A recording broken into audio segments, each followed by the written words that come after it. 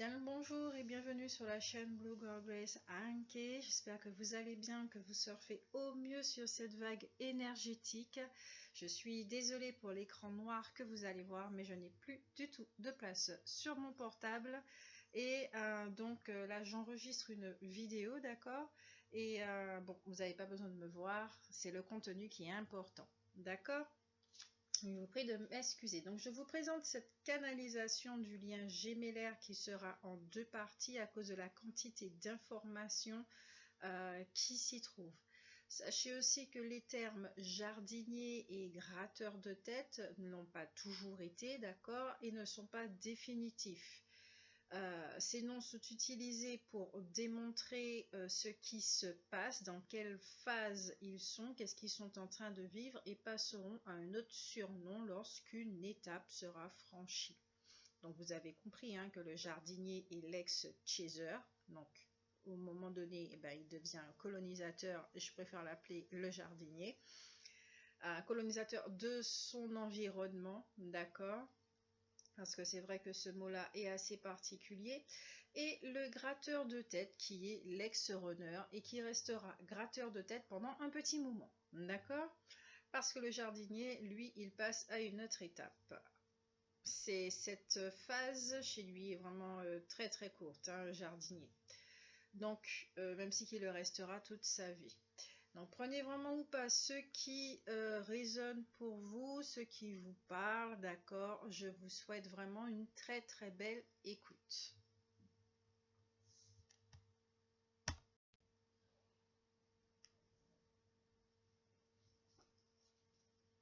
Bonjour, je suis une des 9 sources, ce que vous nommez famille d'âme.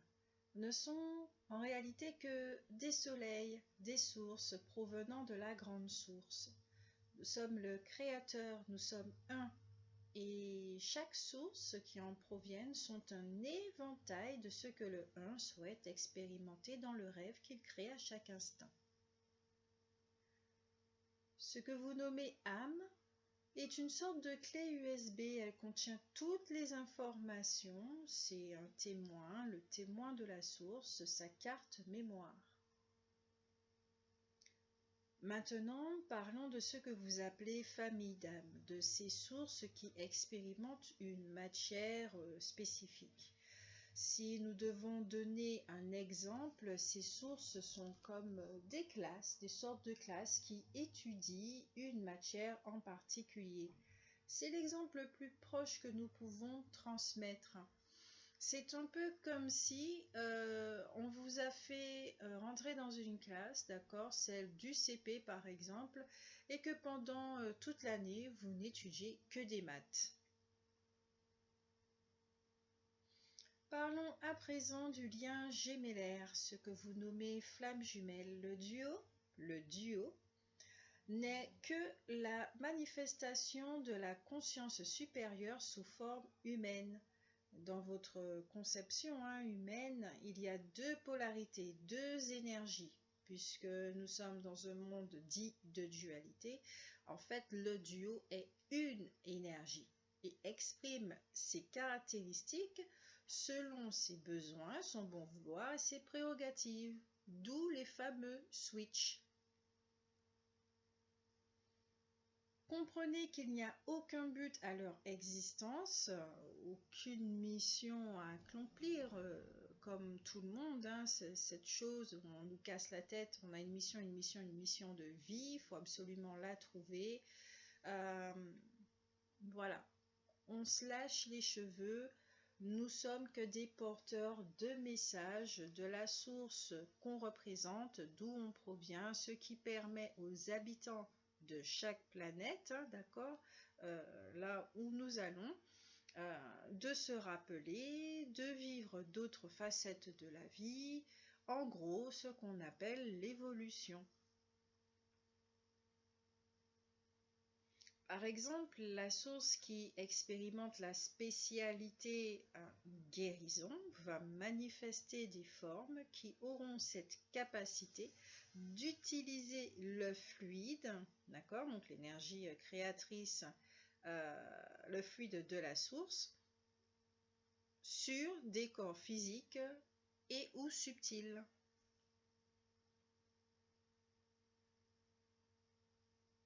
La source qui expérimente la construction, ce qu'on appelle la famille d'âme des bâtisseurs, va manifester des formes qui vont prendre leur pied à bâtir. Elles ne pourront s'en empêcher, elles seront très manuelles et ainsi de suite. Des duos, il y en a partout dans les univers et il n'y a rien d'exceptionnel. Ce sont des créations comme toutes les créations dans tous les univers, tout simplement. Lorsqu'une âme est arrivée au bout de l'expérience, disons, a fait le tour de la question de sa spécificité, donc c'est-à-dire elle en avait assez de manger un plat de nouilles ou elle en avait assez de faire des maths, elle passe tout simplement à une autre source, donc à une autre matière, des maths au français ou musique. Rien n'est personnel, tout profite à la source des sources. Le gratteur de tête est bientôt sur le point de se souvenir de qui est le jardinier. Et oui, c'était sa question depuis le départ. Mais qui est l'autre? Car pour lui, c'est ainsi qu'il pourra se souvenir. Sa réponse provient du jardinier qui cherchait, à son tour, qui il est. La fameuse question « Qui suis-je » Les deux se rapprochent du soi de façon différente avec un besoin de se rafraîchir la mémoire. Il y en a peu de duos sur la planète bleue, bien moins que ce que l'on pense. Beaucoup sont dans des relations miroirs ou avec une attraction très forte. Mais là, c'est une autre histoire, une autre canalisation pour les âmes sœurs. Beaucoup de relations ressemblent à celles des duos, d'accord? Vous allez effectivement vous apercevoir que l'autre est dans un silence parce qu'il ne sait pas s'exprimer ou peut-être que c'est de la manipulation ou des choses comme ça, d'accord? C'est pas parce qu'il y a du silence que l'autre ne sait pas forcément s'exprimer, etc., que vous êtes dans un lien gémellaire. Donc la différence effectivement, c'est que la conscience supérieure, la présence je suis, est très présente, se ressent et montre une voie qui fait sortir de la voie initiale, celle qu'on a entreprise depuis l'enfance, donc celle qui a été construite par l'éducation et toutes les étiquettes qu'on a posées sur nous. La rencontre permet justement d'aller sur la voie d'à côté, d'accord? En gros, qu'est-ce qui se passe? C'est que la première phase de vie, nous expérimentons le message que nous portons en nous pour pouvoir ensuite le comprendre d'une façon humaine et voir comment l'intégrer au sein de la société. C'est pour ça que la deuxième phase, c'est-à-dire après la rencontre, on a l'impression que quelque chose s'est débloqué et malgré tous les tumultes, toutes les transformations que nous pouvons vivre et que nous appelons chaos, on ressent quand même avec une forme d'honnêteté, faut le dire, que heureusement que cette personne est revenue dans notre vie parce que cela permet enfin de marcher d'une façon beaucoup plus légère et avec joie également.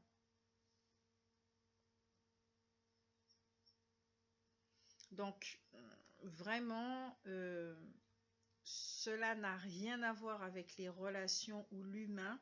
Les formes font l'expérience de l'enfermement à 2, à 3, à 50, à 10 018, voilà. Dans le duo, il y a un lien très puissant. L'intensité est captée, d'accord, par le corps physique, ressenti à tous les niveaux. Et c'est tellement fort, c'est tellement puissant que l'un des deux va y poser le mot amour. Sauf que l'autre ne peut pas poser ce mot car il a des croyances telles que l'amour n'existe pas et qu'il ne sait pas ce que c'est l'amour. Donc, il a déjà tellement entendu le mot « je t'aime » utilisé à tout va qu'il ne peut pas l'utiliser et ni le dire parce qu'il ne connaît pas la signification de ce mot. Il n'y ressent pas la résonance. il ne ressent pas la vibration de ce mot. Il ne voit pas l'amour sur cette planète. Ça, c'est très, très important à savoir. Donc, le ressenti, c'est à savoir aussi, le ressenti, en fait, c'est la présence de la conscience supérieure, de la présence je suis. On ressent qui nous sommes. Et avec l'attraction, on a l'impression d'aimer l'autre. Mais l'autre, c'est nous. Et à la limite, il n'y a pas d'autre. Avec la présence de l'autre, au début, tout du moins, nous ressentons, oui, notre vibration. Avec sa présence, c'est sûr que le ressenti est beaucoup plus puissant et beaucoup plus présent. Ce qu'il faut savoir également, c'est que ce sont les mémoires générant de multiples émotions, donc mémoire du passé, et le système d'héritage que nous portons qui cause de la souffrance, de l'incompréhension, de la résistance, un attachement extrême, le ras-le-bol, l'impatience, enfin tout ce que nous vivons au sein de cette relation au départ et qui cause effectivement, qui dénature le lien, qui nous fait voir les choses selon la vision des programmes qui sont déjà installés en nous. Pour les duos qui se sentiront concernés par cette canalisation, vous avez dû effectivement constater que 2 voies se désignent à l'horizon pour le jardinier. Et oui, le jardinier, lui qui découvre une forme de liberté, qui savoure sa présence avec délectation, qui prend conscience de ses capacités, qui les met à profit, sans oublier le fait de diffuser son message. Et oui, le jardinier a découvert qu'il n'avait nullement besoin du gratteur de tête pour vivre pleinement, pour incarner le message et le diffuser, pour marcher avec joie, pour aimer pleinement, librement, inconditionnellement les personnes qu'il a envie, pour rayonner tout simplement. Bon, on ne va pas le nier, la présence du gratteur de tête amplifie tout cela, mais n'est nullement vital. Le jardinier comprend également qu'il n'y a pas de notion de chaser et de runner. Il n'est pas l'un, il est les deux. Il est une énergie. Donc, l'autonomie est retrouvée, les dépendances délaissées de plus en plus, vues de plus en plus, les croyances épurées au fur et à mesure. Je vous pardonne pour les bruits de ventre que vous entendez. Le jardinier devient un alchimiste, donc un apprenti sorcier, donc un Harry Potter ou une Hermione. Je vous avais dit que le jardinier n'allait pas rester très longtemps un jardinier, bien qu'il le restera toute sa vie. Oui, je sais, ça n'a aucun sens. La solitude n'est plus considérée comme une punition, mais vécue comme un tremplin. Ne vous inquiétez pas, nous ne sommes pas à la Star Academy.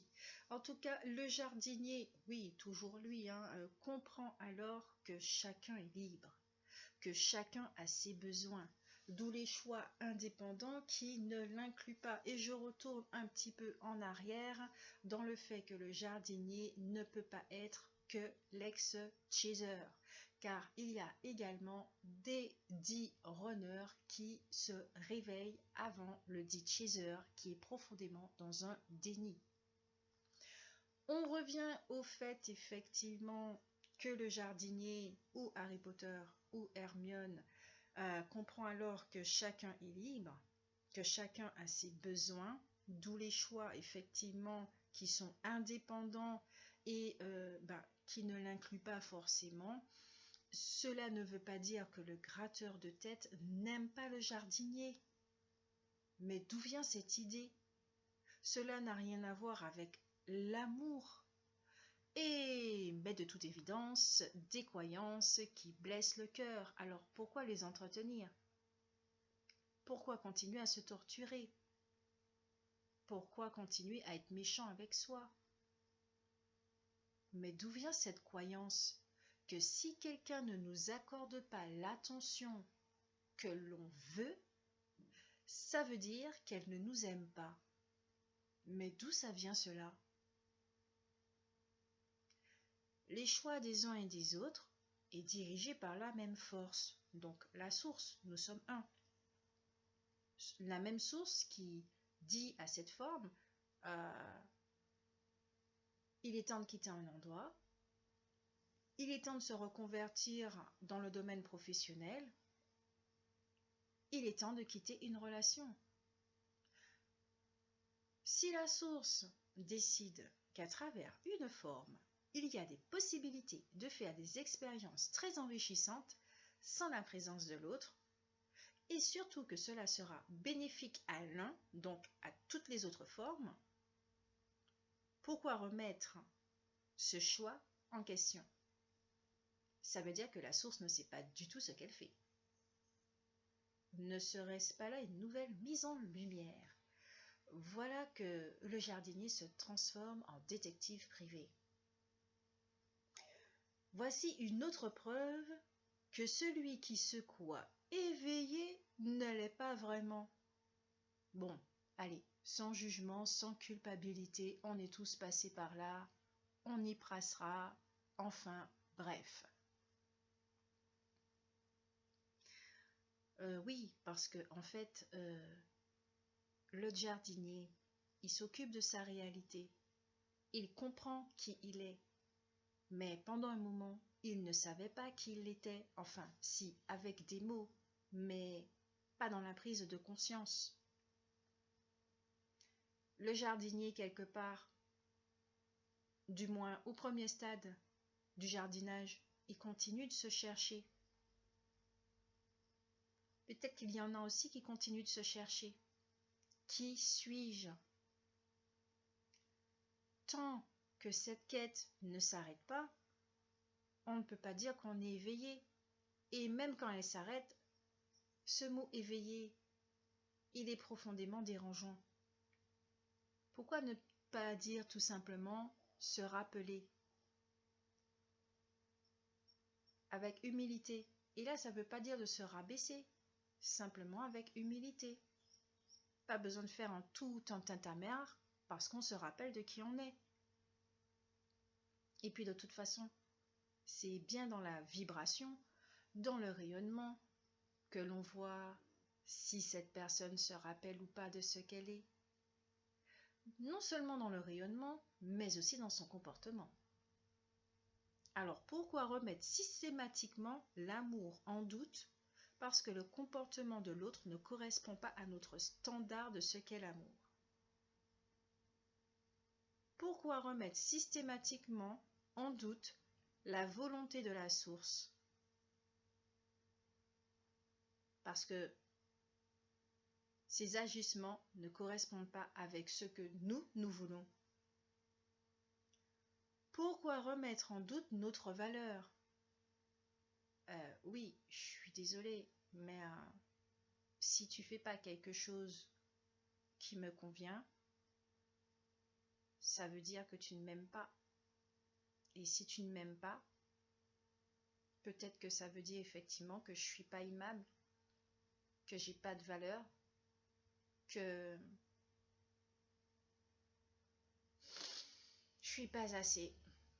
Mais d'où viennent ces croyances? Et oui, car ça aussi il faut le savoir.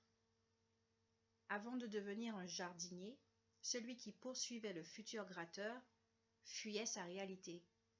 Donc, lui aussi était un runner. Nous devons comprendre que cette métamorphose humaine que nous vivons, ce que l'on nomme développement personnel, c'est pour l'humanité. C'est de la source pour la source. Cela n'a rien de personnel, y compris le fait que l'autre revienne. C'est pas parce qu'il nous aime. C'est parce que tout simplement, il s'est rappelé de qui nous sommes, donc de qui il est. Parce que nous, on s'est rappelé de qui nous sommes, donc nous savons instinctivement qui il est. Bien qu'au départ, c'est l'inverse, nous savons instinctivement qui il est pour ensuite se souvenir de qui nous sommes. Oui, je sais, c'est entremêlé tout cela. Mais le détachement ne signifie pas que l'amour devient fade, mais que les formes pensées obsédantes, limitantes, enfermantes, souffrantes, qui plombent une relation, disparaissent au fur et à mesure.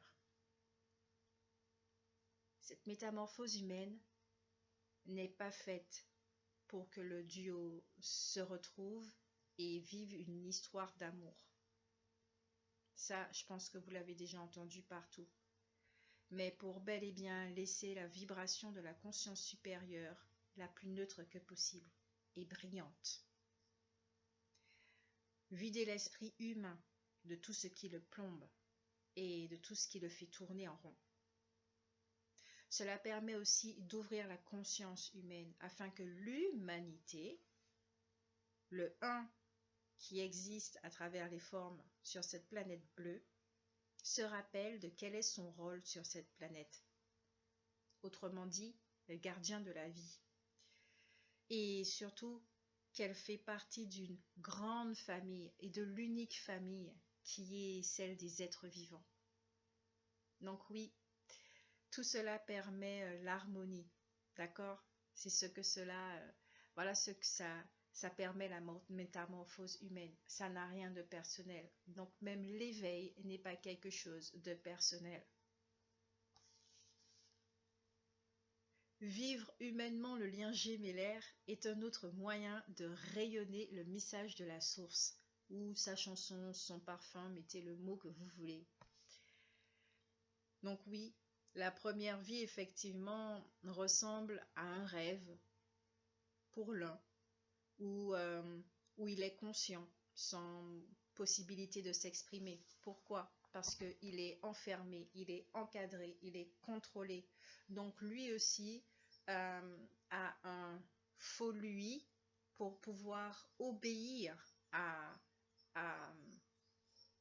ceux qui se pensent supérieurs à lui. Donc il doit s'adapter aussi à son environnement.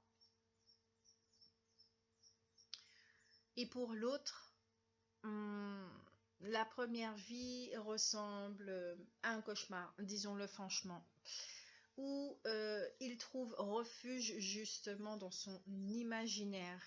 Donc lui aussi, il est conscient, mais d'une façon très différente, c'est-à-dire que extérieurement, il ne peut pas agir, il est comme bloqué. Donc, c'est-à-dire que dans l'autre côté, il y a la forme de contrôle, mais chez l'autre, ça agit comme le contrôle l'empêche de s'exprimer. Donc, il se sent barricadé, enfermé, emprisonné. Sa première vie, il vit une forme de dépendance totale, c'est-à-dire qu'il sera traité comme un petit prince ou une princesse où on fait absolument tout pour lui. Pour une raison très spécifique, et là à ce moment personnel, soit le parent essaie de se racheter, voilà, ou il y a quelque chose au niveau du lien parental qui provient d'une vie antérieure qui se rejoue et qui fait qu'effectivement, celui dont on parle, qui vit cette première vie comme un cauchemar et qui se réfugie dans le monde imaginaire, ne sait pas qui il est. Il a des souvenirs, mais il ne peut mettre des mots dessus. Et il ne peut l'exprimer à l'extérieur non plus. Donc, il vit dans un monde, il vit dans son monde intérieur, d'accord, dans son centre, dans son énergie créatrice, etc., etc. Mais l'extérieur n'a absolument rien à voir avec ce qu'il est en vérité. Et la rencontre avec cet autre va craqueler cela au fur et à mesure. C'est comme si si on doit donner un exemple, lors de la rencontre, c'est comme si le costume que cette personne portait se mettait à flamber et qu'il ne pouvait pas le retirer. Donc la peau, elle brûle aussi. Vous pensez bien que la douleur sera présente et que ce n'est pas ça du tout que l'on veut. D'où la séparation. D'accord? Pour que ce petit feu qui s'allume à différents endroits soit effectivement maîtrisé et contrôlé de la part de celui qui porte le costume. Ok? Dans tous les cas, cela permet de retrouver des morceaux de soi, de se pardonner, de retrouver son identité, de se retrouver, de s'affranchir, de briller, et tous les mots que vous voulez. C'est sûr qu'au début de la relation, ce n'est pas du tout ce qu'on va dire. Mais bon, le duo est un chemin où existent deux perceptions de la vie qui forment deux réalités. Et l'énergie qu'il porte, l'énergie que le duo porte, permettra de comprendre son monde, donc ses créations, mais aussi celles de l'autre, où il se retrouvera énormément. Pour ensuite, effectivement, se réunir